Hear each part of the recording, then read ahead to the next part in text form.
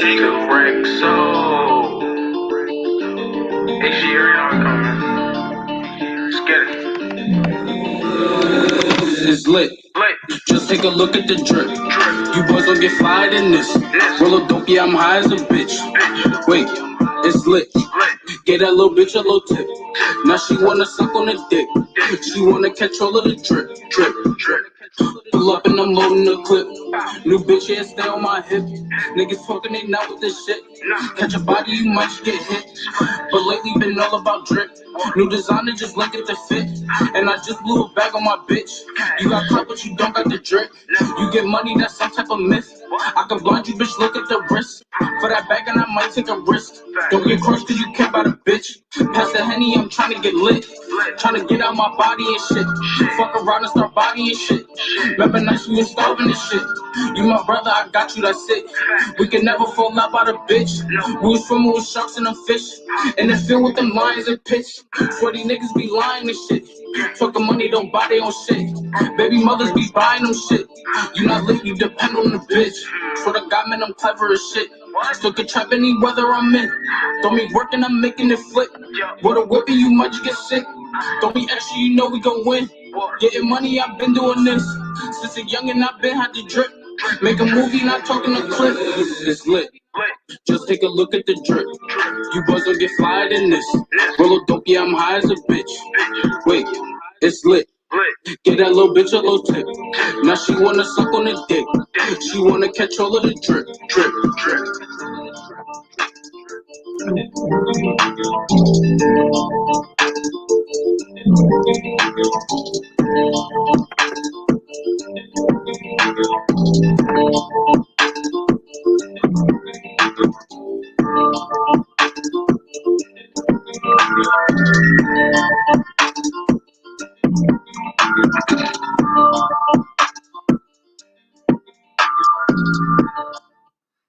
Hey, what's up? This is your girl, Nicole Reloaded, and we loaded up and locked and loaded with another video. I truly apologize for me being late. I seen all y'all waiting for me. I truly apologize. Technical difficulties and all that other stuff. Anyway, a few hours earlier, probably would have been a little bit more exciting. But hey, it is what it is. Shout out to Periscope, Twitter, and to the people that are going to watch on the replay. I want to play the video. You can be more to comment if you like to. You know what I'm saying? Thumbs it up. Do whatever makes you feel good. Because I do what makes me feel good. From now on, because I used to do things that didn't make me feel good, like dealing with sorry motherfuckers. Oh, Lord. See, now I done did the darn thing. See, technical difficulties. Anyway, hold on. I don't like when the screens are split like this. Because then I get confused. And I don't know what to do. Hold on real quick. Let me play this music. I got to switch screens real quick. Oh, yeah. Yeah. They must have thought I died. You can see the pain in my eyes. I'm on the edge, aiming right in my mind. Running up, niggas better think twice. They must have thought I died. You can see the pain in my eyes. I'm on the edge, aiming right in my mind. Running up, niggas better think twice. Yeah, saying what the gossip about. Niggas watching, ain't no hiding out. Smoking big dope when I'm riding out. You ain't getting what you lying about. It was first vibe, now it's the clout. Instagram with the hype about. A lot of niggas gonna act up. Fuck around and bring them lines out. What they saying gonna harm me? I keep something on me. Bitch pain like the army. Just for the time we starving. Yeah, stomach aches got me heartless. Yeah, I was drinking in and out the market. Hey, I ain't choose this lifestyle, that's how it all started. Hey, now I can't sleep at night. 10 toes on the stand through the back. I can't sleep at night. 10 toes on the stand through the fire.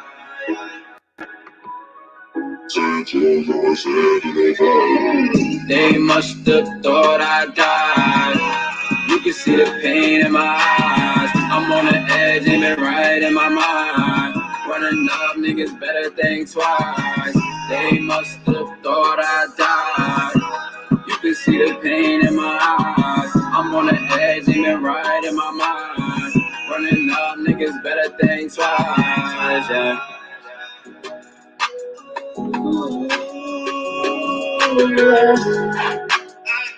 Hey.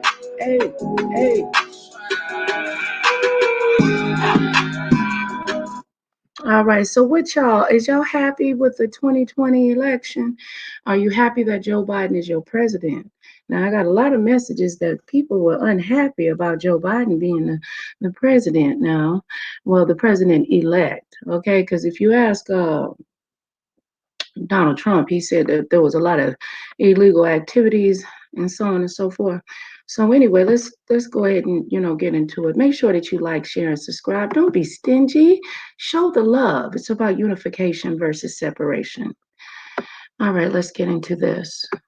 America at stake and the world watching, you ushered in a new day for America.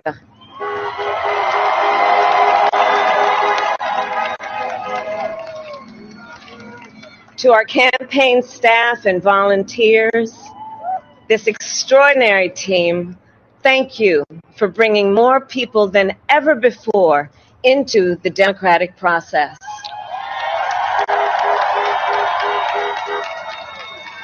And for making this victory possible.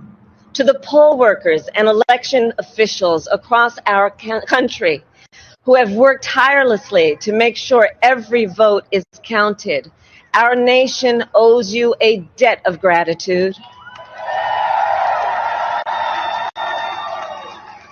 You have protected the integrity of our democracy.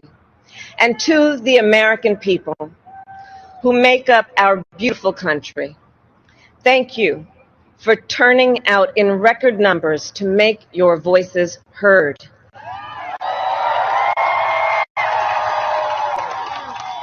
And I know times have been challenging, especially the last several months.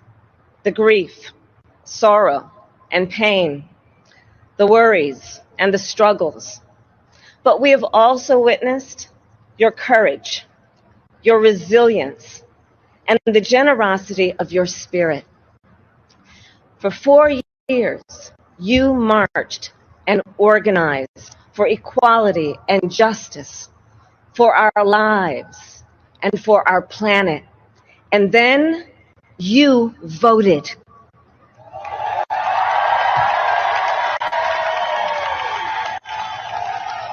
And you delivered a clear message. You chose hope and unity, decency, science, and yes, truth.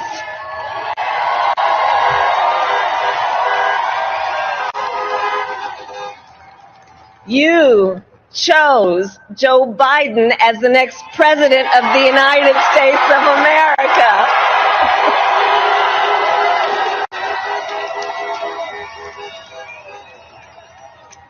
And Joe is a healer, a uniter, a tested and steady hand, a person whose own experience of loss gives him a sense of purpose that will help us as a nation reclaim our own sense of purpose. And a man with a big heart who loves with abandon. It's his love for Jill, who will be an incredible First Lady.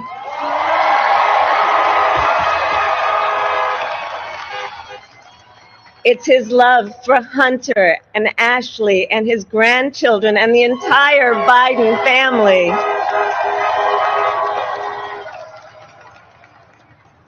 And while I first knew Joe as vice president, I really got to know him as the father who loved Bo, my dear friend who we remember here today. And to my husband, Doug,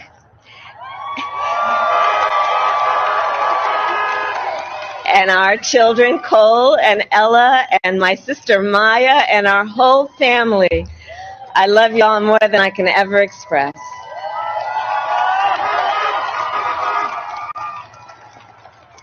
We are so grateful to Joe and Jill for welcoming our family into theirs on this incredible journey.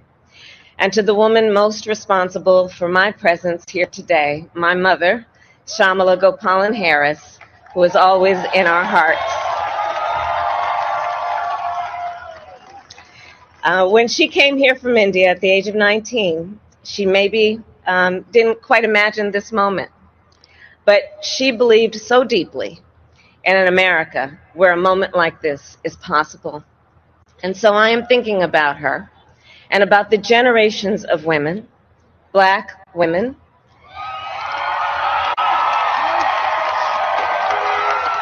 Asian, white, Latina, Native American women, who throughout our nation's history have paved the way for this moment tonight. Women who fought and sacrificed so much for equality and liberty and justice for all, including the Black women who are too often overlooked, but so often prove they are the backbone of our democracy.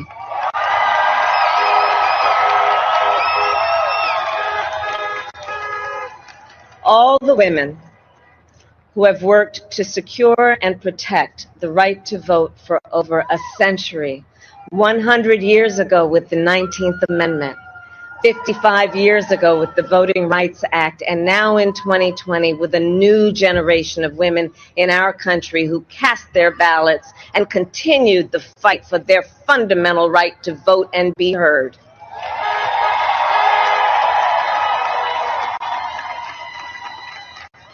Tonight I reflect on their struggle, their determination, and the strength of their vision to see what can be unburdened by what has been. And I stand on their shoulders. And what a testament it is to Joe's character that he had the audacity to break one of the most substantial barriers that exists in our country and select a woman as his vice president.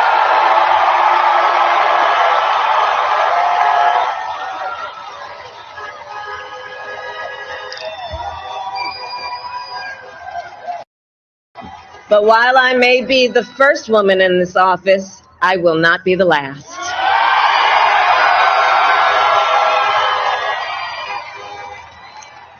Because every little girl watching tonight sees that this is a country of possibilities. And to the children of our country, regardless of your gender, our country has sent you a clear message. Dream with ambition, lead with conviction, and see yourselves in a way that others may not, simply because they've never seen it before. But know that we will applaud you every step of the way.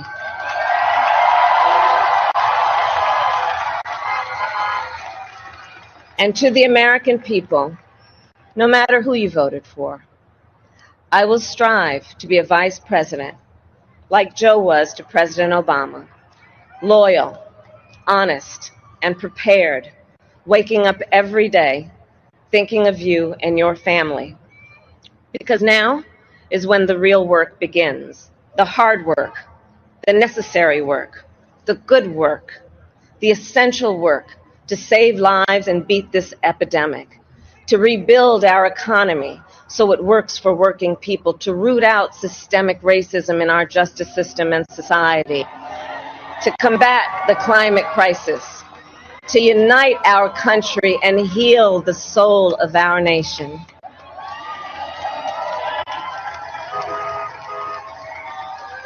And the road ahead will not be easy, but America is ready. And so are Joe and I.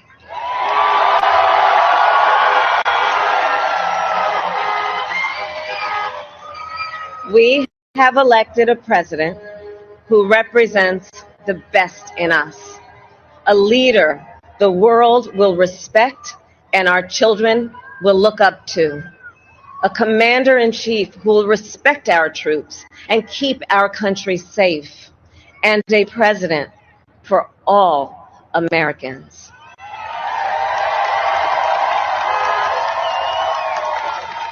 And it is now my great honor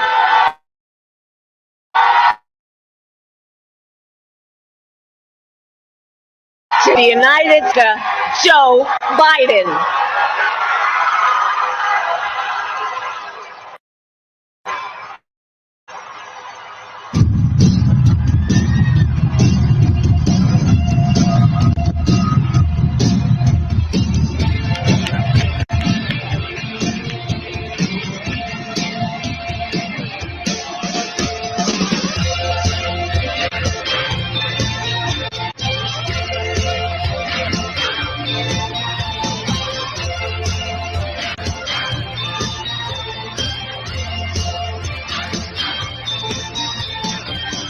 knocking on the door that holds the throne.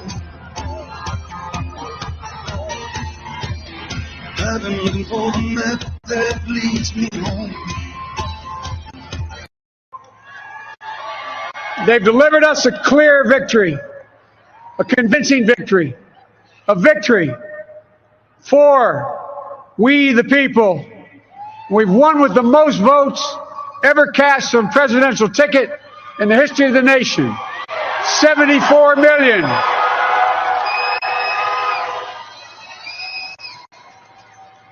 What I must admit has surprised me. Tonight, we're seeing all over this nation, all cities and all parts of the country, indeed across the world, an outpouring of joy, of hope, renewed faith in tomorrow, bring a better day. And I'm humbled by the trust and confidence you placed in me. I pledge to be a president who seeks not to divide, but unify. Who doesn't see red states and blue states, only sees the United States. And work with all my heart, with the confidence of the whole people, to win the confidence of all of you. And for that is what America, I believe, is about. It's about people. And that's what our administration will be all about.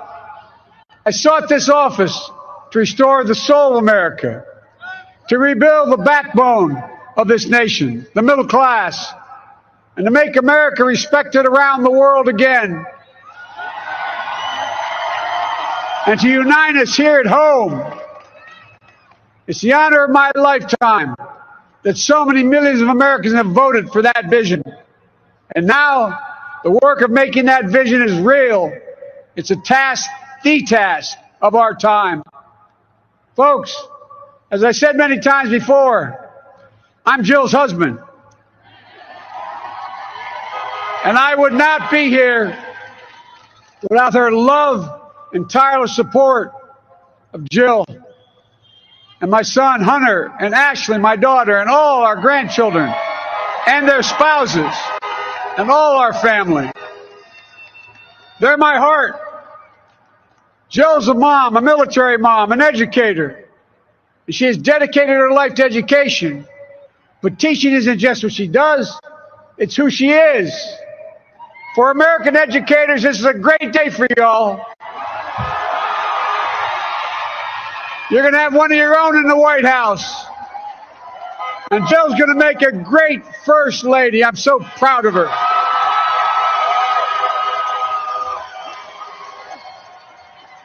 And I'll have the honor of serving with the fantastic Vice President who you just heard from, Kamala Harris,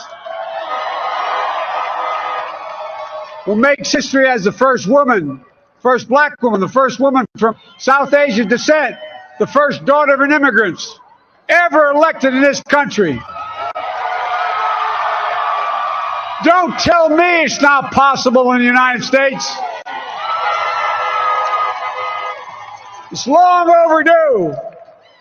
And we're reminded tonight of those who fought so hard for so many years to make this happen. But once again, America's bent the arc of the moral universe more toward justice. Kamala, Doug, like it or not, your family. You become an honorary Biden, there's no way out. So all those of you who volunteered and worked the polls in the middle of this pandemic, local elected officials, you deserve a special thanks from the entire nation. And to my campaign team and all the volunteers and all who gave so much of themselves to make this moment possible, I owe you. I owe you. I owe you everything. And to all those who supported us, I'm proud of the campaign we built and ran. I'm proud of the coalition we put together, the broadest and most diverse coalition in history. Democrats, Republicans, Independents, progressives, moderates, conservatives, young, old, urban, suburban, rural, gay, straight, transgender, white, Latino, Asian, Native American. I mean it. especially those moments, and especially those moments when this campaign was at its lowest ebb. The African American community stood up again for me. You've always had my back, and I'll have yours. I said at the outset, I wanted to represent this campaign, to represent and look like America. We've done that. Now that's what I want the administration to look like and act like. For all those of you who voted for President Trump, I understand the disappointment tonight. I've lost a couple times myself. But now, let's give each other a chance. It's time to put away the harsh rhetoric, lower the temperature, see each other again, listen to each other again. And to make progress, we have to stop treating our opponents as our enemies. They are not our enemies. They are Americans. They're Americans.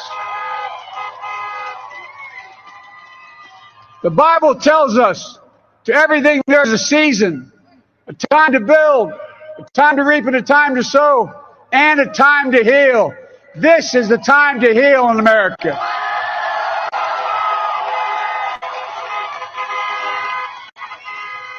Now this campaign is over. What is the will of the people? What is our mandate? I believe it's this.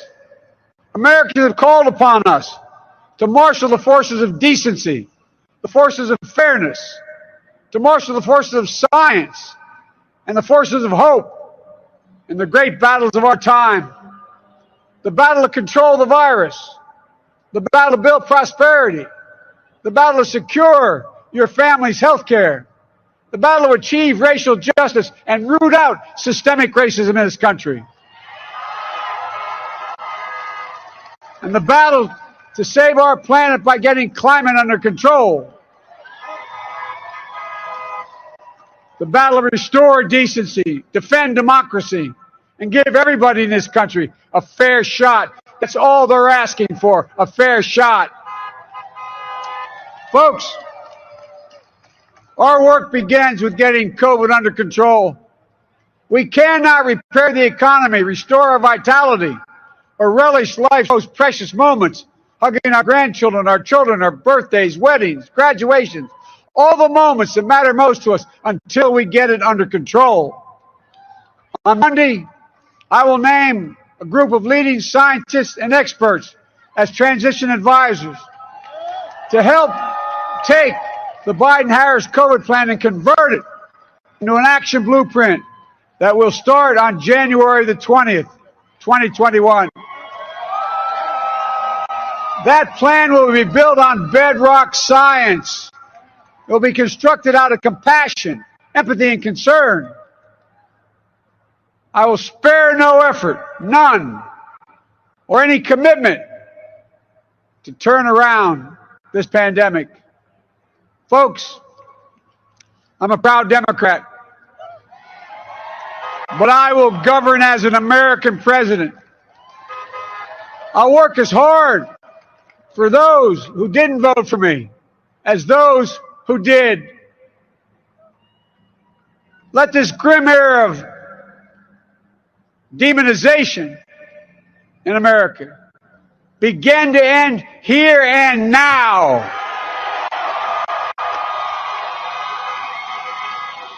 The refusal of Democrats and Republicans to cooperate with one another, it's not some mysterious force beyond our control. It's a decision, a choice we make. And if we can decide not to cooperate, then we can decide to cooperate. And I believe that this is part of the mandate given to us from the American people. They want us to cooperate in their interest. And that's the choice I'll make. And I'll call on Congress, Democrats and Republicans alike, to make that choice with me. The American story is about slow yet steadily widening the opportunities in America. And make no mistake, too many dreams have been deferred for too long. We must make the promises of the country real for everybody, no matter their race, their ethnicity, their faith, their identity. or their disability. Folks, America has always been shaped by inflection points, by moments in time where we've made hard decisions about who we are and what we want to be. Lincoln in 1860, coming to save the Union. FDR in 1932, promising a beleaguered country a new deal. JFK in 1960, pledging a new frontier. And 12 years ago, when Barack Obama made history, he told us, yes, we can. Well, folks, we stand at an inflection point. We have an opportunity to defeat despair, to build a nation of prosperity and purpose. We can do it. I know we can. I've long talked about the battle for the soul of America. We must restore the soul of America. Our nation is shaped by the constant battle between our better angels and our darkest impulses. And what presidents say in this battle matters. It's time for our better angels to prevail. Tonight, the whole world is watching America. And I believe at our best, America is a beacon for the globe. We will lead not only by the example of our power, but by the power of our example.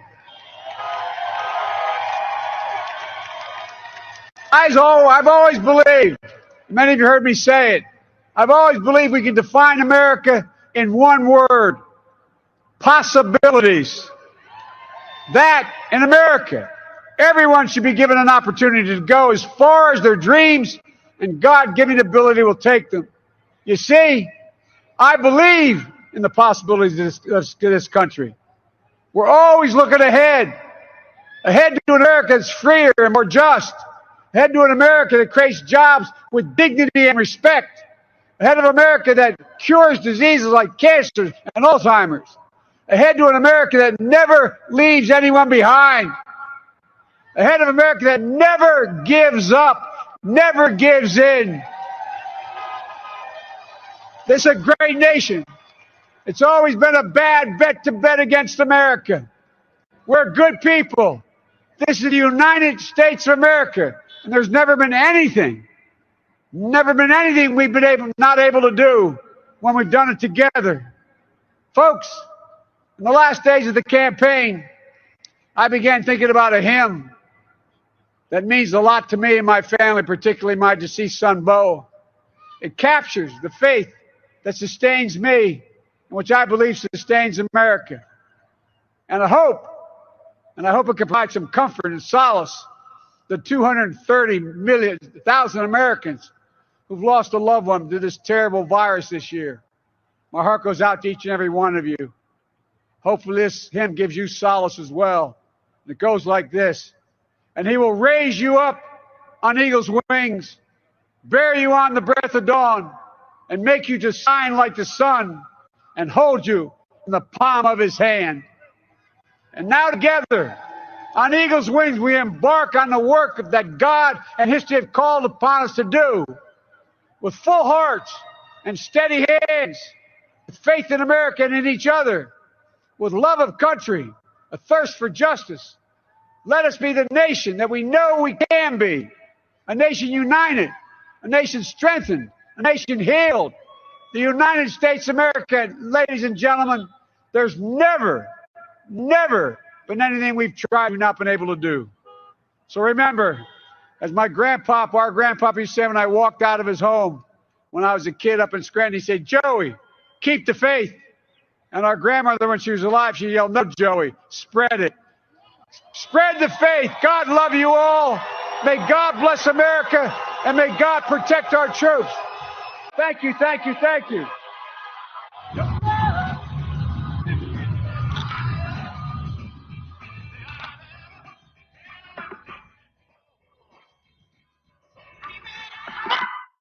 Okay. What did y'all think about that speech there, child? I thought the speech was a good speech. I really did. I thought it was a good speech.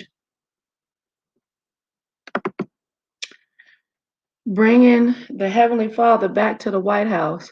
I was going to say, who said he ever left? The Heavenly Father, Yahshua he don't tamper with free will.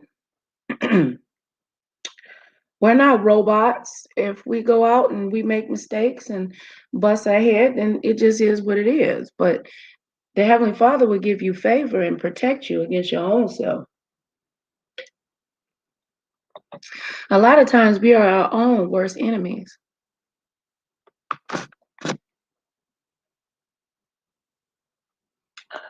We are our own worst enemies. So what do y'all think about Jill, the First Lady? I think she pretty. I mean, we can't find her on no Playboy or nothing like that. Now, what y'all think about Donald Trump, child? Donald Trump, honey, let me play something for y'all. Y'all gonna crack the front door up. Donald Trump. Now they saying that he has acknowledged that he lost, but he is not going to come out publicly and state that he has lost. Okay, he's not going to come out and state that, y'all. So if you waiting for him to do that, he ain't gonna do that. That's what they say now. That's what they say now, child.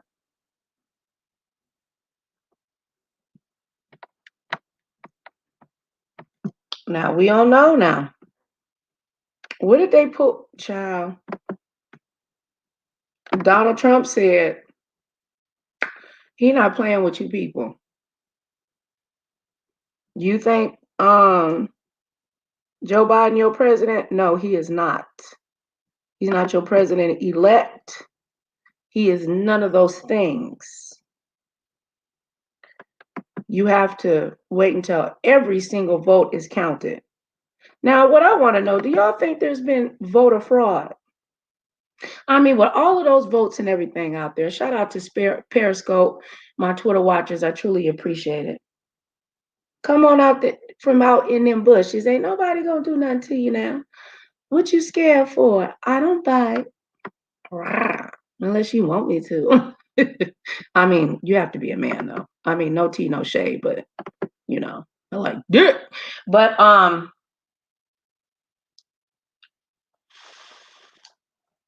are you excited? Are you frustrated? Do you still feel confused? How do you feel inside? Regardless who you voted for, if you voted for Joe Biden, if you voted for Donald Trump, do you feel that the country is coming together?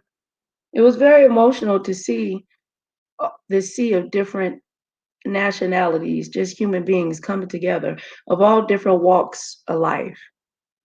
The United States of America needs to unify because a family that prays together stays together. This country was built on God we trust, and it seems that we ain't heard no in God we trust in a long time.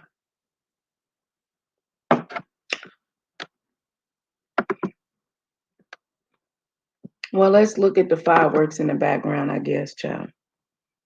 But that's what brought me some calm and peace within my spirit, to see Americans unifying with all this division that has been going on. A lot of division. You know, the devil comes to kill, steal, and destroy. That's his objective. That's what he does. Joe Biden ran 3 times for president, and on the 3rd time, he got it. You live in the best land that you could ever be able to grace. America is a beautiful country where your dreams can come true. You pray for your president. You lift him up, as well as Congress and world leaders and so on and so forth, that God will touch their hearts and their spirit for change. But the main one you need to pray for is yourself. Yeah.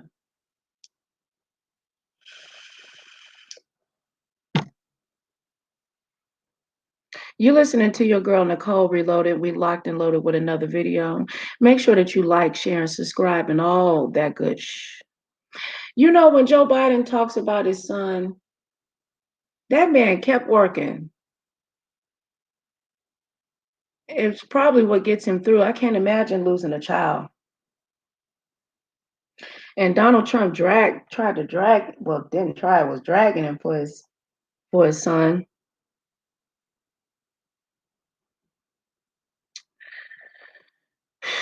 A lot of emotions, man.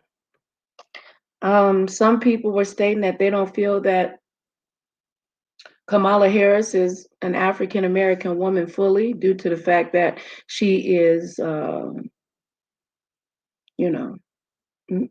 mixed, and that parents are immigrants.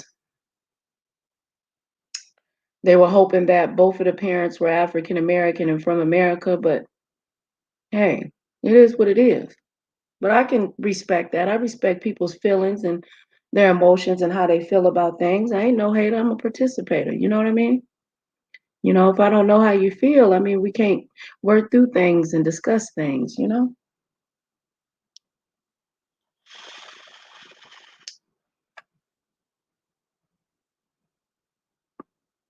How you doing, Miss Desire Independent? Welcome, baby. Oh, child, I'm sitting up here just watching this speech. This speech was a very good speech. It was a very good speech. I'm over here on my Twitter, So Ready for Love, NicoleReloaded. Y'all more than welcome to go over there and follow your girl. Let's get some more tea, shall we? Oh, that's me. Girl, I'm looking at myself with girl, we got 9 million people watching this. How we got all them people watching this at one time, girl? Maybe one day, if that's what the Heavenly Father desire. Now look, see, this is the video I did the other day. Now they were praying. Paula White was praying, child. Miss Desire, she was, girl, she ain't never prayed like that. Girl, she prayed so hard for Donald Trump to be. Paula White prayed so hard for Donald Trump. I'm like, child, ma'am. Okay. Oh, okay. This link took me back to. Let me see. What did y'all think about Lil Wayne, Ice Cube? Wait, let me see. Oh yeah, let's talk about this real quick. Is this the video?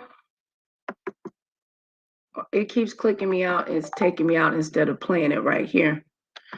Okay, there was a viral post that was put on Facebook claiming that the NAACP received information that white nationalists and neo-Nazis were planning a violent attack on people.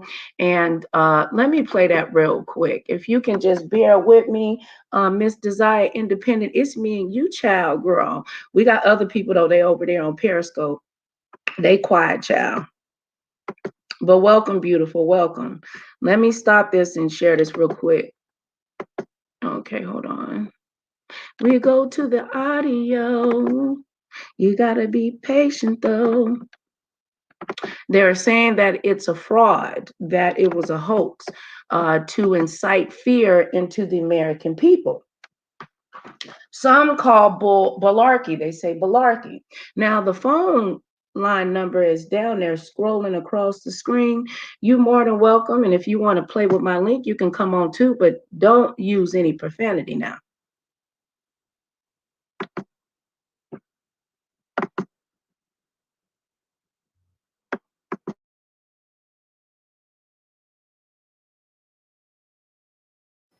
Well, thanks, Ben. With the election still undecided and COVID cases rising, there's a lot of tension in the air, and that means threats on social media. However non-credible they may be, they are taken seriously. And one such threat linked to this coming weekend said white supremacists would be targeting black people. Priya Mann takes us through what happened. Priya?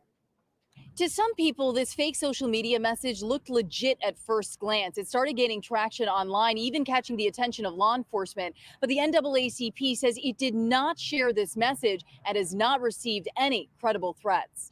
Wanted to pause on this moment to bring clarity as there's been a message circulating. The NAACP shared this video online after a fake Facebook message was being shared on social media and via text and email. With regards to white nationalist organizations and their attempts to bring harms to communities of color. We thought it was important enough to let you all know in this moment that those claims are false. The Facebook message stated white nationalist groups were having initiations this weekend, and as part of it, Black men and boys would be targeted and harmed. The message urged people to pay attention to their surroundings and spread the word. The president of the NAACP Detroit chapter, Reverend Dr. Wendell Anthony, says none of it is true. We have to take them seriously because we don't really know what's on the other end of that. But I want to tell everybody that it did not come from the NAACP. Reverend Anthony was disturbed when he became aware of the fake social media message on Thursday, saying people started calling their branch worried about potential violence by white supremacist groups this weekend. It is not true. It did not come from the NAACP. It's just part of this terrible environment that we're in right now, which has rumors going across from every corner suggesting all kinds of things. In the midst of a pandemic and with a country divided following the presidential election, he's urging unity. But my most favorite part of scripture is this, and this too shall pass. I say to everybody out there, and this too shall pass. The NAACP has unfortunately dealt with this before. They had a similar fake threat back in July. Police are now investigating. On Detroit's West Side, I'm Priya Mann, Local 4. Ahead at 6, the defenders investigate one of those stories that make you ask, who would do that? All right, hold on. Now, that was the story, like I said, about the NAACP in regards to that fake post. I actually posted it myself on my wall, but as soon as I received the update verification from the NAACP, I came back and corrected it. But there has been 40 years ago. Let me get rid of this. There has been some hangings, you know.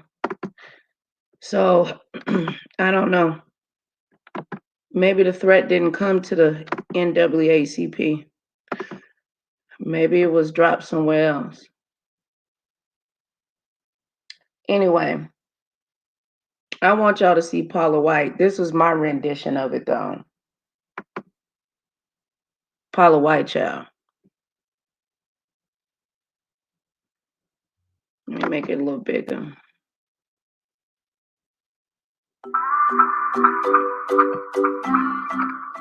Strike, angels have even been dispatched from Africa right now. Africa right now. Africa right now. Strike. Angels have even been dispatched from Africa right now. Africa right now. Africa right now. From Africa right now. They're coming here. They're coming here. In the name of Jesus. We break and divide every demonic confederacy against the election, against America, against that who you have declared to be in the White House. We break it up in the name of Jesus. We lose confusion into every demonic confederacy directed right now at this election, directed specifically at the 6 states. We come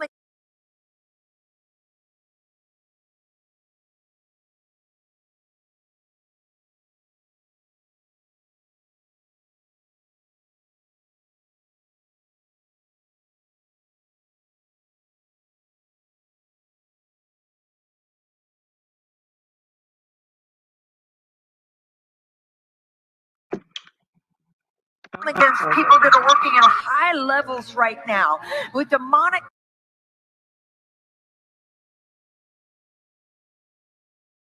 confederacies and secrecies and demonic plans and networks. We break. What's up? You hear that new Kurt Franklin?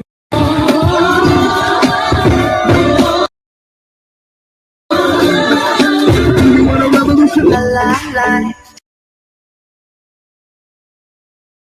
Baby, let it be. Enjoy the man. We break and divide every demonic confederacy against the election, against America, against that who you have declared to be in the White House. We break it up in the name of Jesus. We lose confusion into every demonic confederacy directed right now, election directed specifically at the 6 states. We come against people that are working at high levels right now with demonic confederacies and secrecies and demonic plans and networks. We break it up and we command that it be exposed right now in the name of Jesus. Strike and get up and we command that it be exposed right now in the name of Jesus. Strike and get up and we command that it be exposed right now in the name of Jesus. Strike and strike. The angels have even been dispatched from Africa right now. Africa right now. Africa right now. From Africa right now. They're coming here. They're coming here. In the name of Jesus, from South America, they're coming here. They're coming here. They're coming here. They're coming here. From Africa, from South America, angelic forces.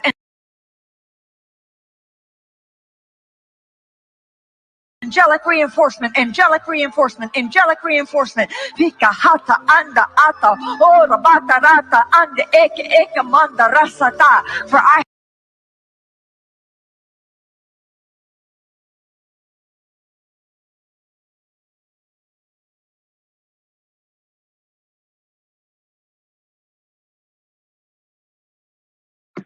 Okay, it froze up.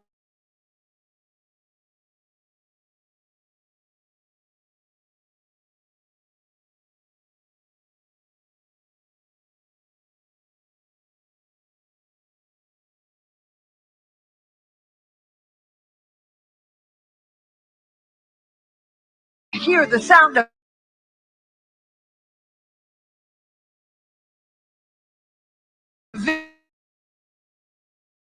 victory.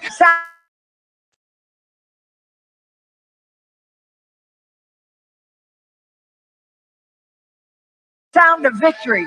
I hear the sound of victory. Hear the sound of victory. I hear the sound of victory. Oh,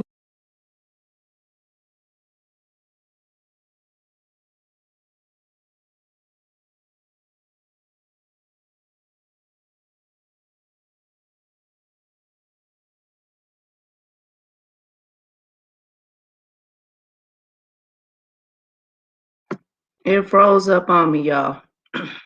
Oh, hating mother sucker. But y'all can watch that on my channel, though. I've been keeping up with this election to the best of my ability. Just hating on your girl. Like I don't have strong bandwidth. Please. I think it be the powers that be sometimes. I really do. Let me see. Okay. Can we get this back on the screen? All right, we're on the same screen. Let's see what we... Okay, the people were celebrating. Look how happy the people are. This is so beautiful.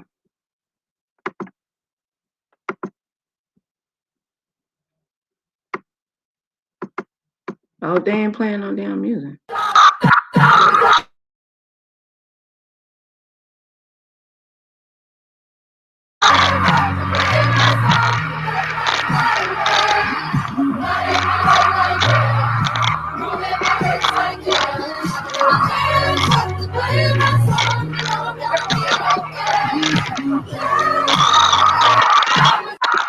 Them people is so happy. I bet you people haven't been this happy in a long time. In a long time.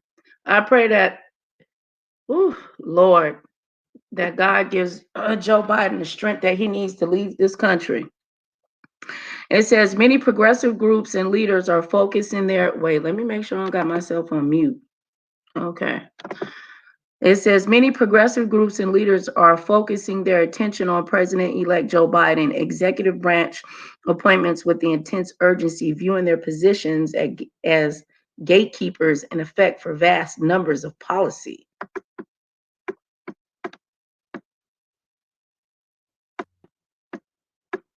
Look at the dog. The dog voted for Joe Biden. Well, look at them making fun. They is funny as hell. Is that who I think it is? Hold on, child. Unlike President Trump, we do accept the results of this election. We're not mad at them. We have to act graciously in victory, though. We need to go forward together. Unfortunately, There are situations in life, and this is one of them, where there must be a winner and loser.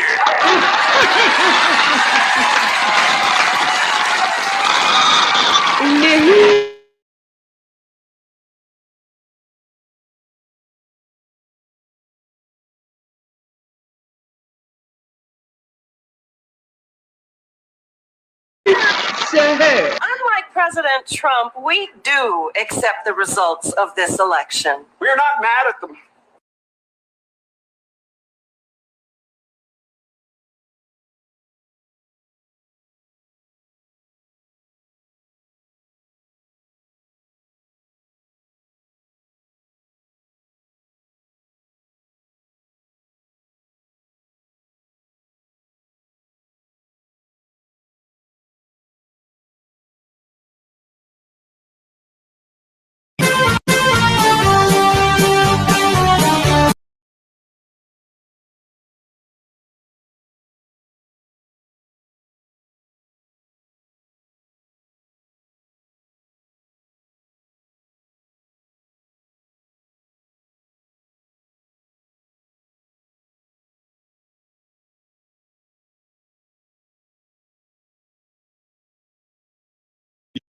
He's going to have a difficulty in two ways. Firstly, before January the 20th, it's going to be a Biden presidency. The Biden presidency, he's on record. Let me say what he tweeted in September. Any trade deal between the US and the UK must be contingent upon respect for the Good Friday Agreement and preventing the return of a hard border, period. What that means is that the European Union now knows that there's massive pressure on Boris Johnson to agree a Brexit trade deal, which does not harm that border. And that has slightly boxed in the Prime Minister. Now, it follows from that if they can get that deal, that they then take that to the United States and say, right, we've done that. Now we need our trade deal, the one that they were hoping President Trump would sign. So he's boxed in on that and then goes to the Americans. But I just cannot see that a British-US trade deal is going to be close towards the top of Mr. Biden's in tray. Last thing I would say is keep your eye on a guy called Tony Blinken. Tony Blinken is Biden's foreign affairs consigliere, shall we say. And I know that the Downing Street people have already been trying to reach out to him to try to forge the immediate bridge, and so has the Foreign Office. I'd be interested to hear Mr. Raab on the Sophie Ridge programme.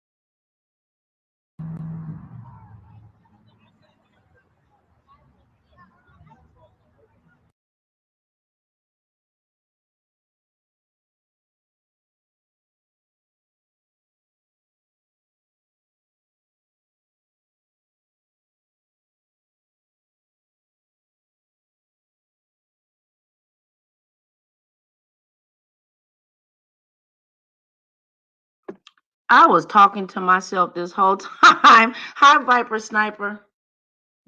Y'all didn't hear nothing I said. Oh, Lord, child. I'm getting old. I don't even remember what I said, neither. What's up, baby? How you doing, Viper Sniper? It's good to see you, boo. What's his, Donald Trump looked like he done lost his, that his dog done died or something. Oh, shit, what is this? Hold on. Is this Donald Trump tearing up the White House? What is this?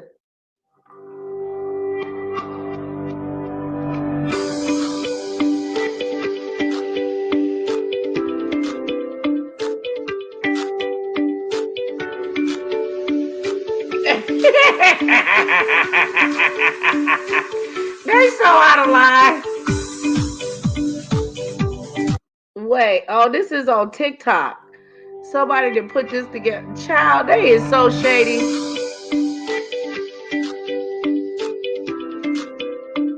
I don't know how to make the quality better.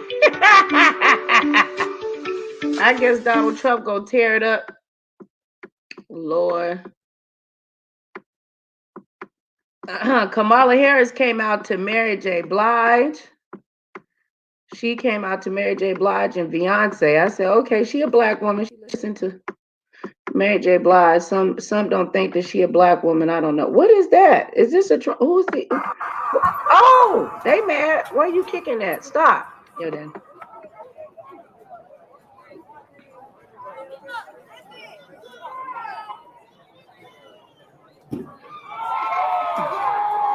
What is that?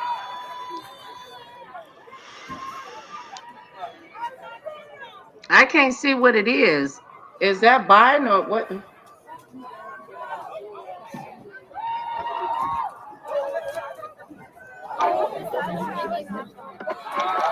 Okay. Oh, that's not good. That's not nice. That wasn't nice, y'all. Joe Biden moral compass on racism in the 80s. Let's listen to this, child. What disturbs me more than the policy that you call a policy is the rationale for the policy. The rationale for the policy. You set out 4 principles that you adhere to, and then and I will go over them in a moment. Then you say on page 14, we must not become part of South Africa's problem. We must remain part of their solution. We must not aim to impose ourselves, our solutions, our favorites in South Africa. Damn it, we have favorites in South Africa. The favorites in South Africa are the people who are being repressed by that ugly white regime. We have favorites. Our loyalty is not to South Africa, it's to South Africans. And the South Africans are majority black, and they are being excoriated. It is not to some stupid puppet government over there. It is not to the Afrikaner regime. We have no loyalty to them. We have no loyalty to South Africa, to South Africans. And the fact of the matter is I listen to this rationale, first of all. It is the leaders of South Africa and their people, black and white, who have the majority responsibility. They must rise to it. Well, they are rising to it. They're rising to it. The only thing left available to them with that repulsive, repugnant regime of Afrikaners there. Wait a minute. The only way they have. They've tried everything for the last 20 years. They begged, they borrowed, they... Wait a minute. I'm not trying to be shady, but did Joe Biden hair grow back? Child, you know I'm trying to look as sexy as I can, especially for you, Viper Sniper. Mwah. They crawled, and now they're taking up arms. The second thing, progress toward peace requires a timetable. Timetable, elimination of apartheid. What's our timetable? What are we saying to that repugnant regime? These people are being crushed. And we're sitting here with the same kind of rhetoric, the same thing we heard. Senator, let me say that I hate to hear a senator of the United States calling for violence. I'm not calling for violence. That's what you're doing. I hate to hear exactly what you're doing. I hate to hear an administration and a Secretary of State refusing to act on a morally abhorrent point. I hate to hear this country. I'm ashamed that this country puts out a policy like this that says nothing It says continue the same. We put no timetable on. We make no specific demand. We don't set it down. I'm ashamed that's our policy. That's what I'm ashamed of. I'm ashamed of the lack of moral backbone to this policy. Ooh, child. Joe Biden was checking them about, he said, the African people. Okay. I wonder, is that when it was genocide and all that other stuff that was going on?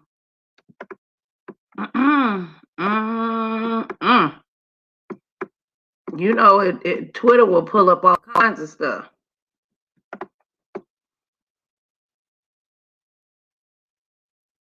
Okay, so that's the first East African head of state to congratulate the president-elect Joe Biden.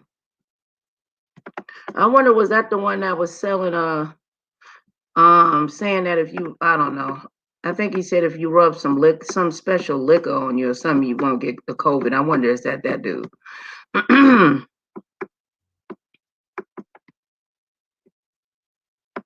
It's good news, and I think it's good news for us. It's good news, and I think it's good news, and I think it's good news for us for a number of reasons. Because, of course, Joe Biden will rightly govern in U.S. interest, just as we govern in our own interest. But I think there's a lot of crossover, a lot of mutual interest, far more than there ever was with the Trump administration. So if you look at 3 or 4 of the biggest issues right now, the pandemic, for example, he will certainly be taking it more seriously, as we do. He's already said he's going to rejoin the World Health Organization.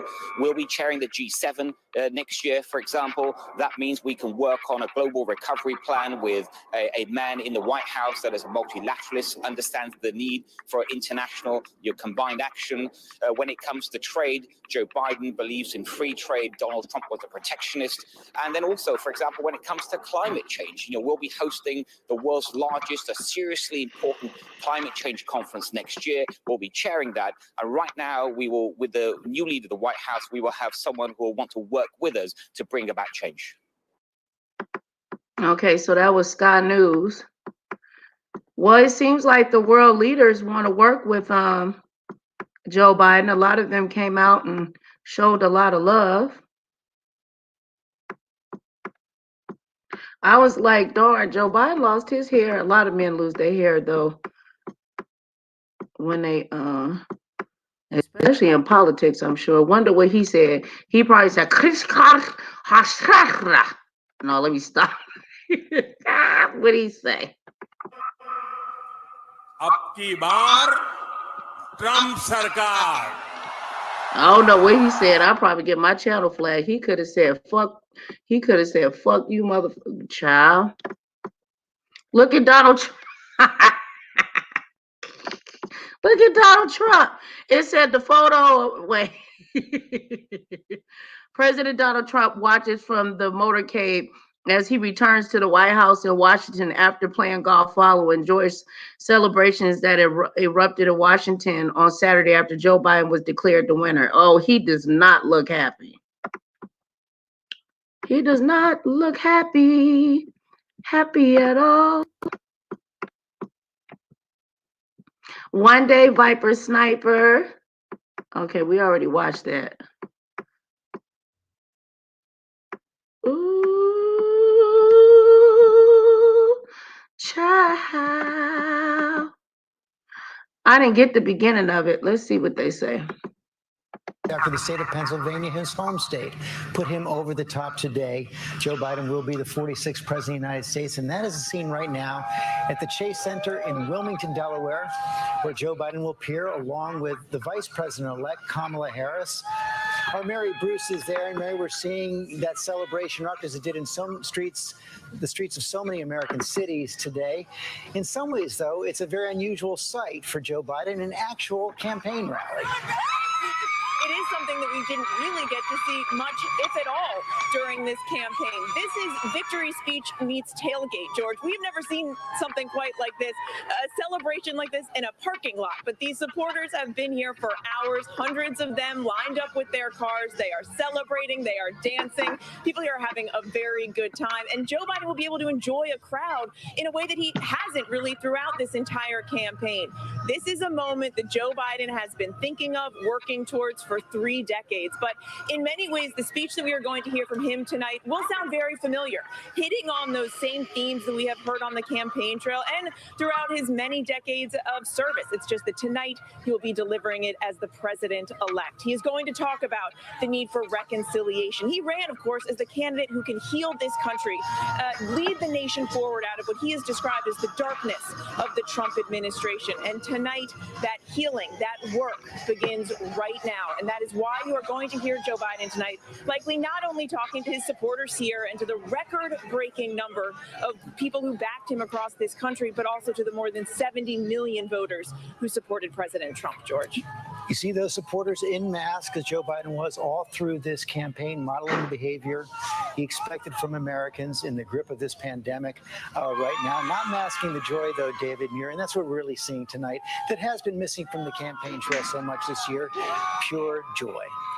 Joy and a reminder of what we've been through this past year. I mean, no matter what side you're on in this political campaign, and now the results of this election clear. America has lived through a pandemic this year, has lived through a conversation on racial justice long overdue in this country, and has lived through the political fighting. And you sense that in Joe Biden's victory, with help fueled by independents, some Republicans he was able to pull onto his side, the Midwest, the South, what we're seeing in the West for Joe Biden, Perhaps this country is ready to acknowledge that we can have different opinions, different political views, but we can still respect one another and treat each other with kindness. And he'll share the stage tonight, and this is a big deal, George, as you know. He'll share the stage with a woman who will make history, Kamala Harris, as vice president, who will speak to the nation tonight as well. First time as vice president-elect today. Lindsay Davis, a day of joy, but so many challenges ahead. So many challenges ahead. But first, we'll go with the revelers that we see on the screen here. That scrappy kid from Scranton who grew up with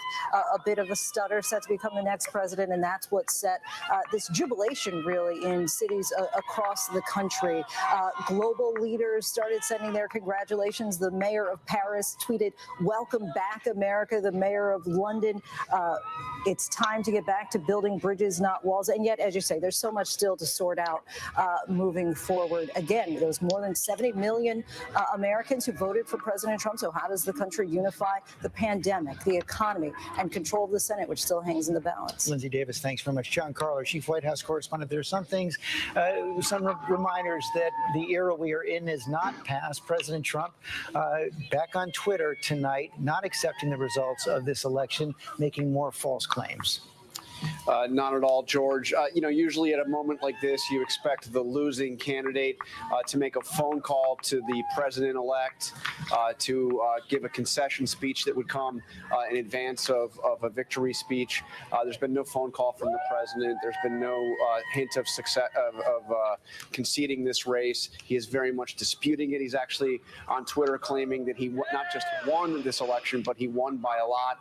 Of course, he lost. He won by a lot. More than 4 million votes, and he's challenging. There are legal challenges, but he would have to overturn the results, George, in not one state, not 2 states, but 3 states, and yet still defiant as ever on Twitter. No question about that. Beth Simpson, as we see the celebrations there in Wilmington, and we saw across many of cities in America today, people spontaneously coming to the streets, a reminder that even though Joe Biden is by no means an activist politician, he was brought into office on a wave of activism beginning on President Trump's inauguration day. That's right. And I want to join Lindsay and everybody else in just taking a minute. Like today I was walking the streets in New York and watching people cheer and bereave, right? Like I just, and all of my fellow colleagues in the movement, we all said, today we celebrate, tomorrow we get back to work. Like we were just all in joy. And I think part of it is because we know that the president that we had before was so difficult, so impossible. And at least the one we've got, we feel like we can have a conversation with, we can work with, and we all worked together to install him. We all fought together. We used our resources, and he will be our president, and we're ready. Sarah Fagan, obviously 71 million people at least voted for Donald Trump. Many of his supporters are angry and disappointed. Maybe many don't believe the results, but you also heard heard today from your fellow Republicans who are ready for change as well. Yeah, you know, one of the things I was really struck by was my social media feeds, which are filled with former colleagues and peers who worked for President George W. Bush, Jeb Bush, Mitt Romney, the late John McCain. Many of them genuinely celebrating. And I look at these exit poll results, and Joe Biden got 8% of Republicans. That doesn't sound like a lot, but in a race that is going to be decided probably by about 100,000 votes in a few states, just think, if Donald Trump could have extended an olive branch, many of those passionate supporters of those individuals perhaps would have gotten behind it. It could have perhaps made a difference. Rahm Emanuel, he'll have to build on that 8% now as president. Yeah, I mean, one of the things that they're going to have to challenge for the Biden administration is, do you want this to be a transactional election or transformational, in the way that the Reagan Democrats changed the Republican Party? And they'll be conscious of that because of the dynamics that they're going to have to deal with. And the other challenge that Joe Biden will have, and I read this piece by Balsa, I think it's really indicative, which is Dan Balsa at the Washington Post, which is he is both a restorative president and a transformational president. And those are two different impulses. And all of us see different things that we want to see in Joe Biden and then project that onto him. Part will be restoration, like, oh my God, we can, which is what people are feeling like, this weight is away from us. And then transformational to a different era, because America is different than it was when Joe Biden first got involved in politics. And we're seeing the motorcade arrive now at the Chase Center in Wilmington, Delaware, just a short drive from the president-elect's home. Chris Christie, you've known Joe Biden for a long time. You've known Donald Trump for a long time. It doesn't appear that they're going to have the kind of traditional transition you would expect between presidents. It doesn't seem like it at this point, but we're going to have to wait and see. Now, as we said, the president is going to, follow the legal course that he wants to follow. I think it's a very tough course given the map, but he has the right to do it. You can't overturn 4 states. Like I said, as a lawyer, I look at it, and I don't know how you do it, but if he wants to pursue it, it's his right to do that, and let him go ahead and do it. I don't think, though, that they'll have that traditional type of transition, but maybe if we get to the end of that process, the president will see that it would be the right thing to do once he had been acquitted, in terms of all his rights had been acquitted, to be able to pursue it. I do want to say one thing about Joe Biden. We're not just like political acquaintances. We sat at football games together at our joint alma mater, the University of Delaware, many Saturdays. Our boxes were right near each other where we sat with our friends. And he is a really good person. And we had a lot of fun together, despite whatever political differences we had over the years of opinion. We'd sit down at those games and enjoy being there and enjoy each other's company. And that's a really good person to have in the position that he's in now. And Terry Moran, in the end, that's what worked for him. That is what worked for him, because we are about to witness one of the most dramatic shifts in tone out of the presidency that we've ever had, from a megawatt reality television superstar, the #1 rated show in television for years, to a loquacious but quieter man from Delaware, and his ability really in his life to reach across the aisle and to just be himself as much as he seems to be, I think was his calling card for a lot of voters. They trust that what they're getting is what they see, and what they see is what they want after the reality star. Martha Raddatz, a friend pointed out to me, and I guess it was fitting, that there was a Breeders' Cup race today. The winner of the Breeders' Cup, authentic. Yeah, and I think he is authentic. I'm thinking of what he did on Tuesday. He went to the gravesite of his son, Beau. And you have to think he thought a lot about Beau today, certainly his first wife as well, and his young daughter who were killed. But Beau really propelled him to this moment. He said that he thought Beau Biden should be president someday. 5 years, of course, ago, he lost his son, Beau, to brain cancer. I think that's one of the reasons certainly he didn't run in 2016 because he was still grieving. But that grief has brought him to this day. That grief has made him, in part, the man he is today and the empathy he shows to so many people. And the world is looking at this right now, George. The world, which saw America first policies under President Trump, especially our allies, are looking to this moment. Lindsay pointed out the mayor of London saying it's time to build bridges again. I think our allies are thinking that tonight. He's had many congratulatory emails, tweets, and other things to Joe Biden because they see the world changing under Joe Biden. Martha Raddatz, thanks. Gio Benitez, we're watching the crowd there in Wilmington. You're in the midst of a crowd in Washington that formed immediately after this announcement was made. Oh, absolutely, George. Right away, people were running to this area. This has been the biggest dance party in Washington, D.C., I've got to say. And it's been going on all day long, all the way up several blocks, all the way close to the White House. In fact, we have a camera that's just above those rooftops there. I want to show you what that crowd looks like right now. There you see St. John's Church. This is, of course, Black Lives Matter Plaza. And this is where we saw those protests in the summer. We remember that tear gas that was used here. So for a lot of people who are out here, this is very symbolic for them to be doing this here, to be celebrating this here on this night, George. Gio Benitez, thanks. Rachel Scott, it was the voters of Philadelphia who put Joe Biden over the top. It was the voters of Philadelphia in Pennsylvania, a place that was the birthplace of our democracy, a democracy that, quite frankly, never created a space for someone like Senator Kamala Harris to assume the position of Vice President of the United States. So tonight, for so many, and it's in Pennsylvania, a place that has helped define our nation's history, is once again changing the course of it, George. You know, Lindsay Davis, I thought about this today. You know, we saw that great 8-second video of Kamala Harris today when she was congratulating Joe Biden becoming president of the United States. And because this was such an untraditional campaign, even though she had her moment at the convention, she really didn't get the chance to campaign and introduce herself to the country the way most vice presidential candidates would do. Tonight is the night. I think that tonight people are going to meet her for the first time. I mean, outside of the debates, I think, and her, reputation as being the skilled debater from her time as being Attorney General.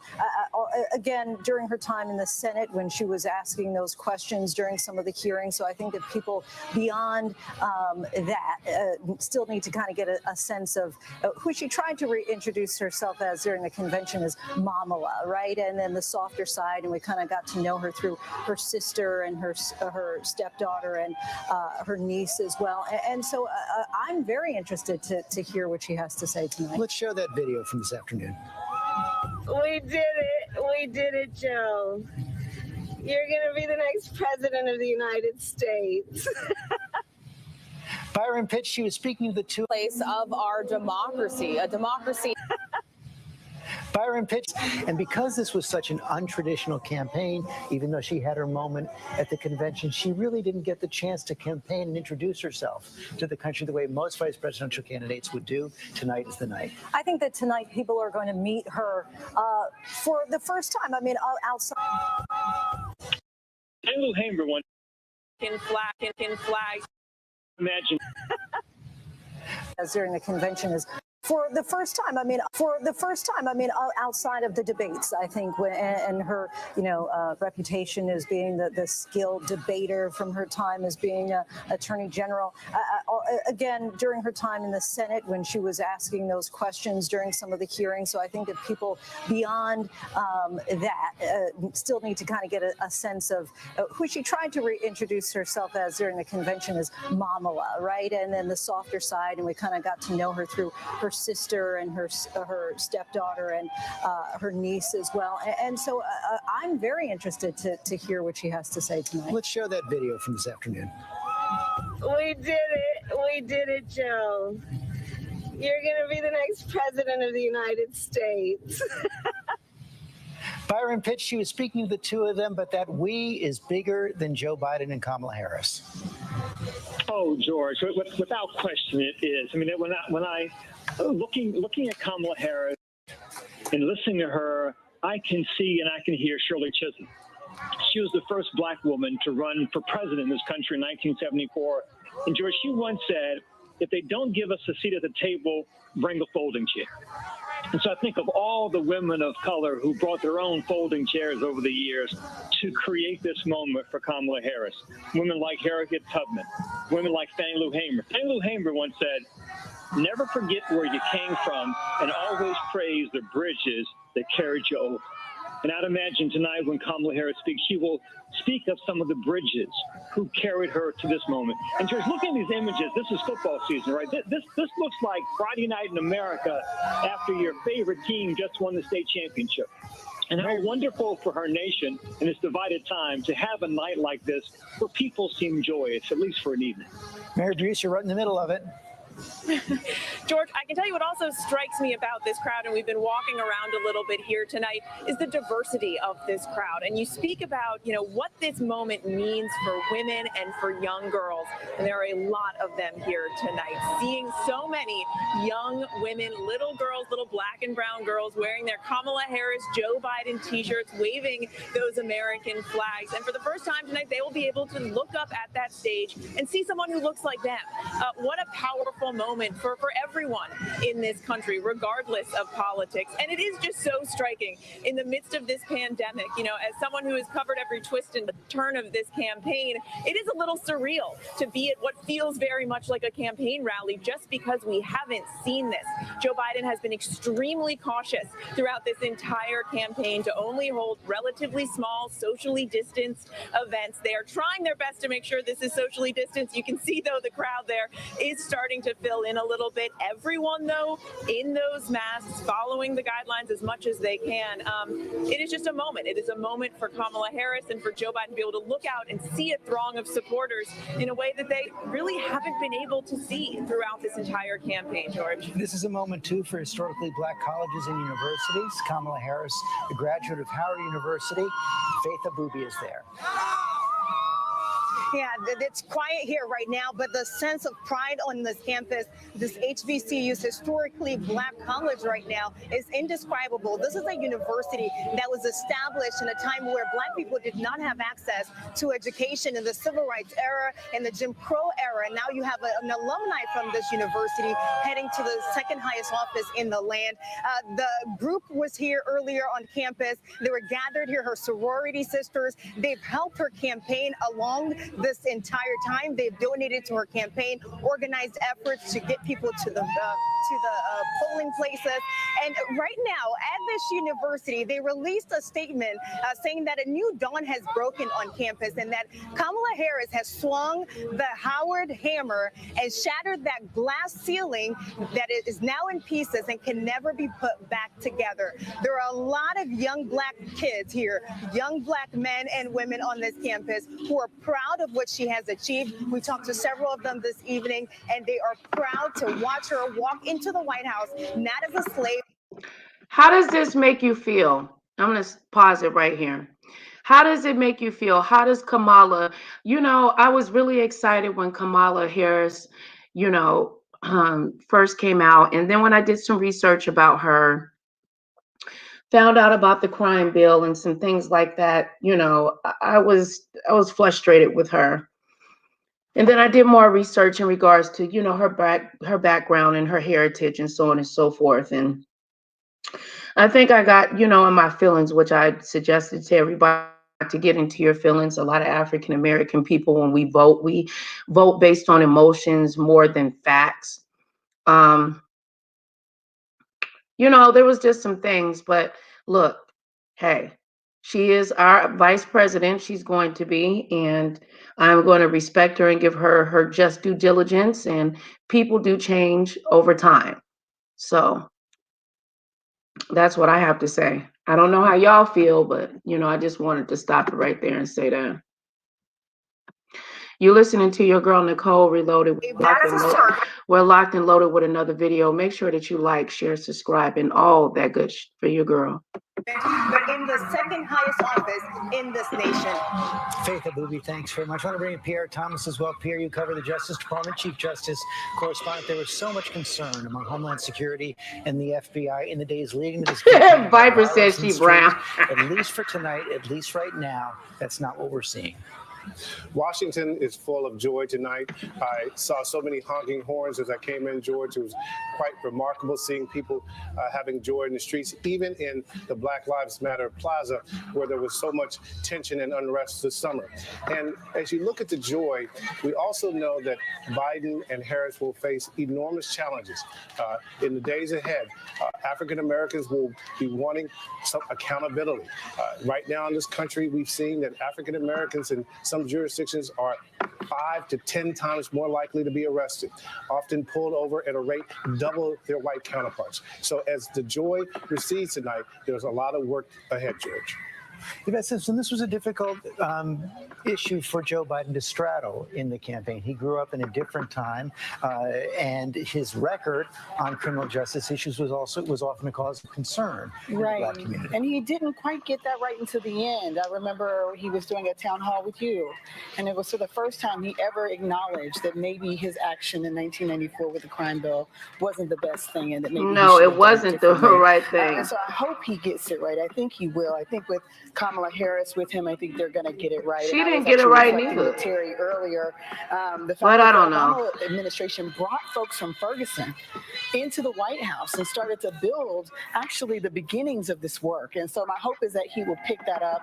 Now, unfortunately, we have more names to say. We have more activists. We have more parents because there's been so many murders since Ferguson that we can also bring to the table. And one of the hopeful points that I have about Joe Biden and Kamala Harris is I hope they take this early time to bring real people in, to bring them around the table with problem solvers and actually let them be a part of the solution. That's one example, I think, from the Obama-Biden administration where they got that right. David Muir, he signaled the number one problem he has to solve, the pandemic. Absolutely, and he's been very consistent on that, even in recent days, in filling the vacuum as America waited for results to the election. He often, when he came out to speak, would talk about the pandemic first and not the momentum that his campaign was feeling inside, that he was going to be the president-elect. They talked about how they met with the coronavirus task force. When I sat down with both of them, both Joe Biden and Senator Harris, they both talked about the pandemic. Senator Harris said we've got to make sure when there is a safe vaccine that it's not the people who would get it most easily that should get it first. It should be the frontline workers and families and communities that wouldn't have access necessarily. And, you know, I have to point out that Joe Biden picked Kamala Harris not only for the diversity and the history making that will come with that choice, but he chose Kamala Harris because he knew she could take the incoming fire that comes by being a first, by making history on this stage today. Her background as a prosecutor, she is tough, and he knows that she's up to the job. No question about that. Rahm Emanuel, he's going to have to get to work on this pandemic even before he's president. First order of business as soon as next week. Yeah, well, he also is going to be, he just named a task force, or some of the names are out.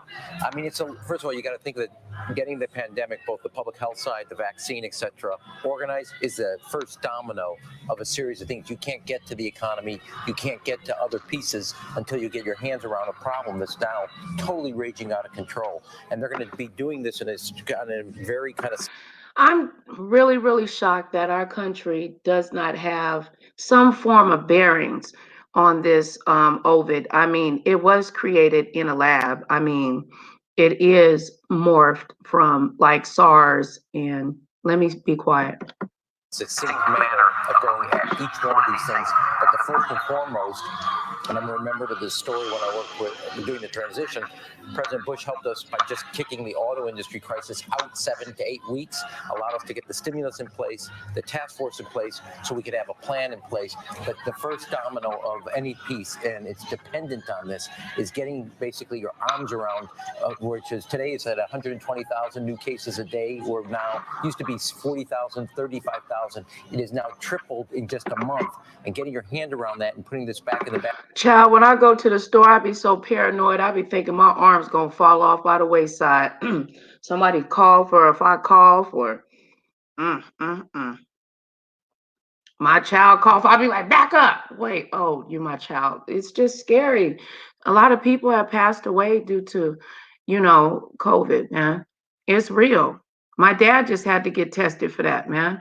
And by the grace of God, thank you, Heavenly Father, Yahshua HaMashiach, that my father was negative. Allows the economy to start to take its own healing area and then putting a floor on that and then a growth strategy behind that. It's going to require him, Chris Christie, calling in your former colleagues, governors across the country, Republicans and Democrats. Yeah, and I think the Republicans and Democratic governors will all be anxious to work and make sure that what they do is get the help they need for their states and some strong direction. That's what the governors want. They've been handling this. I think in the main, these governors have been handling this pretty well. And you can see around the country that the approval ratings of governors, regardless of party in states. You have Larry Hogan above 70% in Maryland. You have Andrew Cuomo in the same range in New York. So this is not a partisan issue. There's an opportunity here. It's the opportunity that Donald Trump missed. In a divided America, we have to find what we have in common and work on it together. And obviously, we've got this pandemic in common. And Biden speaks the language of team very naturally. It's really who he is. Teamwork makes the dream work. Wear masks is for each other. Take care of each other. He has a natural appeal to putting our shoulders to the wheel against a common problem. That's what it was another opportunity to divide for Donald Trump. It's an opportunity for Joe Biden to do the first thing he's got to do, which is find what we have in common and work on it together. And in some ways, low-hanging fruit. Donald Trump believes in a lot of conspiracy theories and stuff like that. But some of the stuff, I mean, I have some videos and stuff, they were removed from YouTube. But the scientists that work with Dr. Fauci, Donald Trump's not lying on the things that he said. 1 minute they said to wear a mask and not wear a mask. He's not lying about that. Unfortunately, I can't put that video up here because it would be removed. I put it up 3 times, and hopefully the people that were previewed to it, had an opportunity to be able to watch it. I would have to get a website to put it on so it can't be removed. So. I mean, you've got a majority of Americans who say, yeah, we want to wear masks. Yeah, there could be some regional differences, but a majority of Americans say, yeah, it kind of makes sense. I don't always like doing it, but it makes a lot of sense. In this stage, the one place consistently Republicans found some difference with the President Trump, was on the virus. So that when you say it's low-hanging fruit, it is low-hanging fruit, both in the sense simple things you can do, but also a place where they're going to work with the new incoming president. And Sarah Fagan, Chris Christie was talking about the governors. You think that there can be a critical mass of Republicans in Washington who are ready to sign on to at least some of the Biden agenda on the pandemic? Well, yeah, certainly stimulus. I mean, we've been there on a stimulus package for a long time. Now, the parties obviously disagree about how much money should be provided in the stimulus. But even if Joe Biden accepted what Republicans want, it's $2 trillion. It's a lot of money that can do a lot of things for people. And they will have to meet in the middle. I think Republicans, like Democrats, are exhausted. And nobody goes to Washington and wants to fight. They want to do things. They want to have ceremonies back in their districts talking about, good things they've done. And, there's some of that in the last 4 years. But there's just a lot of conflict. And I think Republicans. There was conflict before Donald Trump got into office, Joe Biden to work with, assuming Joe Biden recognizes that there is many people tonight who are just as disappointed as there are people jubilant in the streets. I was going to say, this is one of those deals you can say the global number is X, but we're going to spend it in a different way. And that's how you just basically meet you halfway, which is the Republicans say, we're going to okay with $2 trillion. Let's say that's the stimulus number. They say, but Biden's going to say, but this is how I want to divide it. I want more state and local. And they're going to say, okay. That's how you basically cut a deal on this. And one of the things that I think Republicans, to build off what Yvette was saying earlier, where he can find common ground is on further criminal justice reform. Yeah. A lot of Republicans supported criminal justice reform that President Trump passed, and a lot of Democrats did. And I think there's an acknowledgement in both parties that we need to look at our criminal justice system and make it more effective and make it fairer. And you saw that in the criminal justice reform that was passed in the last couple of years.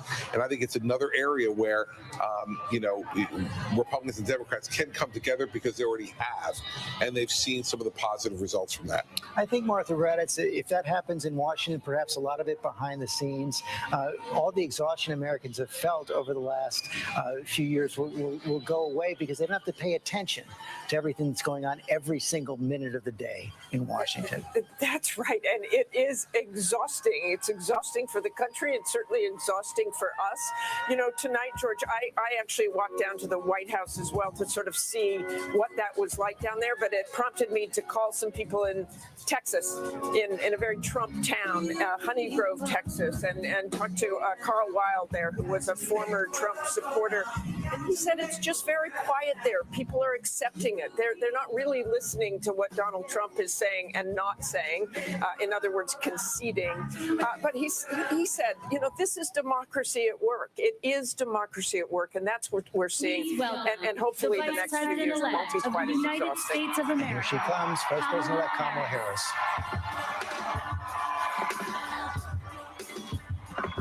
Okay, we already seen that, child. Okay, let's see if there's anything else up. I'm not gonna hold y'all up on here too much longer. Oh Lord, these look like some Trump supporters doing it. Or is this, oh, look at my shady self. It looked like some Trump supporters. This is After 5 long and tense days of waiting, in cities that have historically voted Democrat, there was an explosion of noise and an outpouring of relief.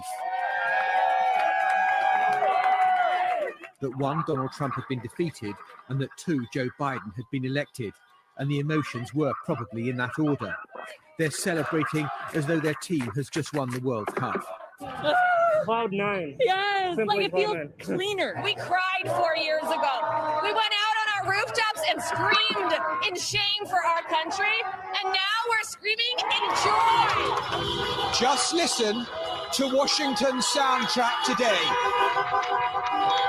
There is celebration going on after 5 days of tension, which has now dissipated. And this will be echoed in cities across the land. And if we turn the camera around this way, well, there's the security fence that keeps the people away from the White House. Oh, I know he was mad as hell. Had to be mad as hell. Donald Trump? Oh,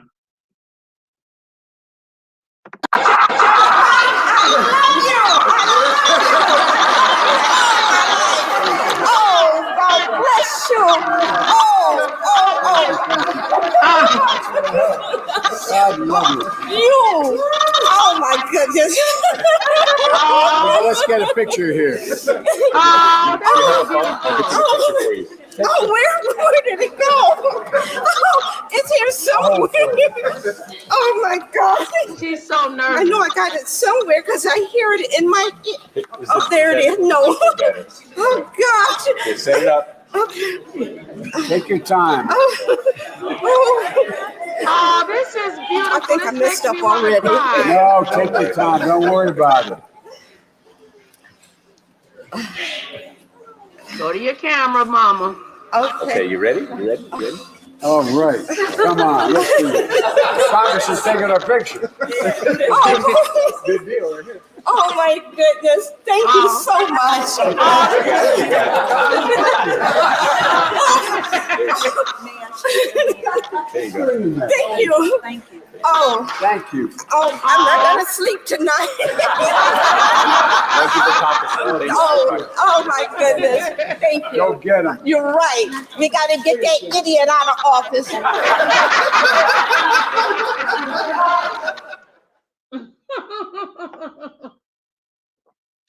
Oh God, that brings me joy. That brought tears to my eyes, y'all. That was beautiful. Oh, let me see. Oh, child. What's this? This is on BBC. I don't know. Let me see. Wait, let's see what this is. Ho! You're listening to your girl Nicole Reloaded, and we locked and loaded with another video. Make sure that you like, share, and subscribe. Let's see what this is, y'all. Ooh. Tonight, we're seeing all over this nation, all cities and all parts of the country, indeed across the world, an outpouring of joy, of hope, renewed faith, and tomorrow bring a better day.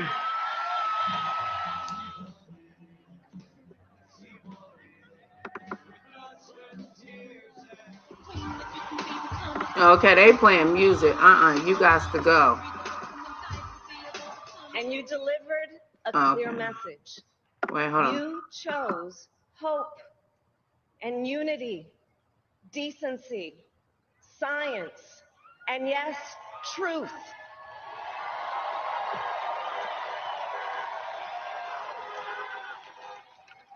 You chose Joe Biden as the next president of the United States. Ooh, child. Well, folks, we stand at an inflection point. We have an opportunity to defeat despair, to build a nation of prosperity and purpose. We can do it. I know we can. I've long talked about the battle for the soul of America. We must restore the soul of America. Our nation is shaped by the constant battle between our better angels and our darkest impulses.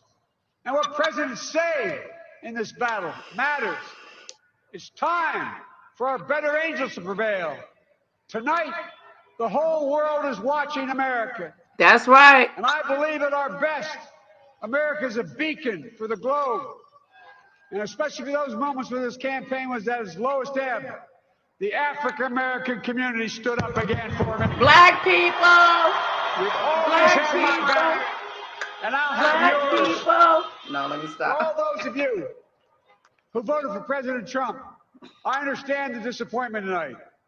I've lost a couple times myself, but now okay, let's give each Viper. other a chance. It's time to put away the harsh rhetoric, lower the temperature, Lower see the each temperature. other again, listen to each other again. Mm-hmm. And to make progress, we have to stop treating our opponents as our enemies. They are not our enemies. They are Americans. They're Americans.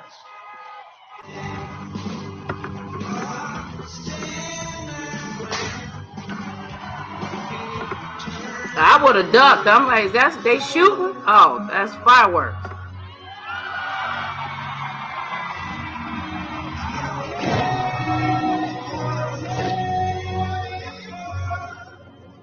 That was beautiful. I want me a blue mask. My mask is child. My mask is my masks are black. Ain't nobody trying to pay no $40 for no mask. Let me see. Oh, what is this? Oh Lord, these people crazy. I ain't gonna say that out loud. I don't want that to happen to my video. He looked like he got a boo-boo.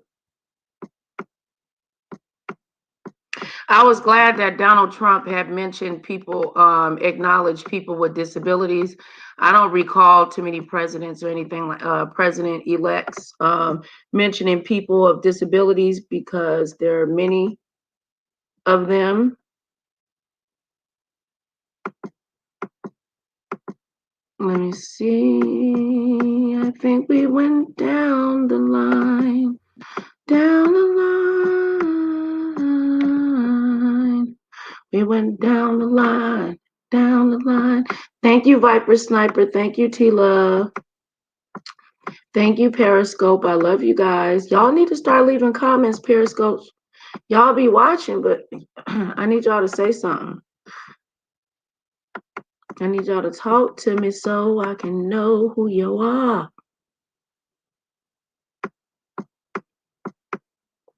I'm going down Joe Biden's timeline on his Twitter feed. Y'all can follow me at $NicoleReloaded. Oh, I said y'all can follow me at $NicoleReloaded. You know I'm tired.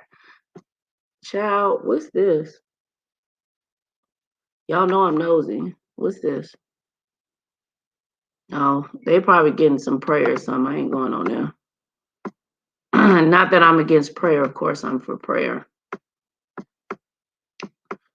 Just don't want to get no copyright, no copyright, no copyright, no copy, no copy. All right, we all the way at the end, y'all. Ooh, child, tired. Okay. Are y'all ready for change? Is Joe Biden and Kamala Harris gonna change things? Is America going to change, or is it going to stay the same? Are the Democratic Party going to come together? Are we going to come together? Are Americans going to unify? Are they just going to utilize this day to party and get drunk? Or are we actually going to come together as people? You know, people can't even get to get along on YouTube. They so busy flagging videos, doxing people, hating unnecessarily. So I wonder how these people act in the real world if they can't have any form of self-control on an application. It just makes me wonder,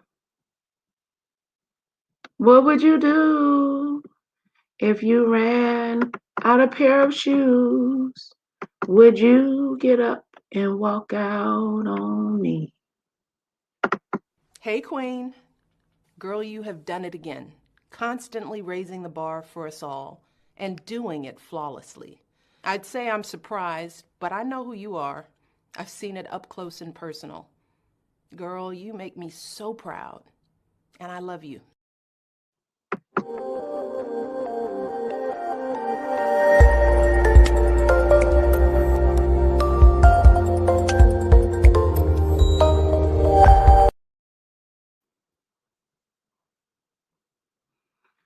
Well, let's see. What you crying for? What you crying for? What you want Joe Biden and Kamala Harris to do for you, Chocolate? Huh? Say, I want them to give me hot dogs. I want the American people, I want the American president to give me hot dogs, Mommy. That's what I want. Yeah. You want to lay down with Mommy? Yeah. You are so spoiled. Don't you start barking. Stop. You need to go to the bathroom? Okay.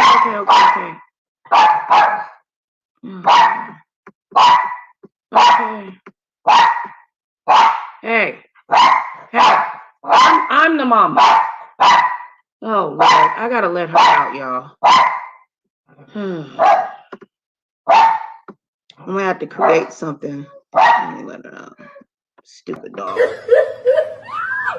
Oh, no. Oh, my God, Jesus.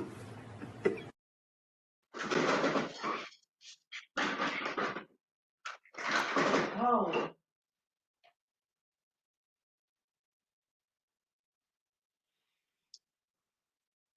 She's so pushy, like a human being. She be trying me, y'all. Try Jesus, not me. 'Cause I throw hands. Yes, try Jesus. Don't try me. 'Cause I'll whoop your arse. Okay. Anyway, thank you, you guys, for joining me. You're listening to your girl, Nicole Reloaded. We locked and loaded with another video. May God bless you. May he bless you financially, physically, spiritually, and mentally in every aspect of your life. Remember, through God, all things are possible to those who believe, as long as you're willing to receive what God has for you. Be a blessing and not a curse. Forgive someone on this day. Because if you don't, God can't forgive you. I love you guys. Thank you for joining me. Ow.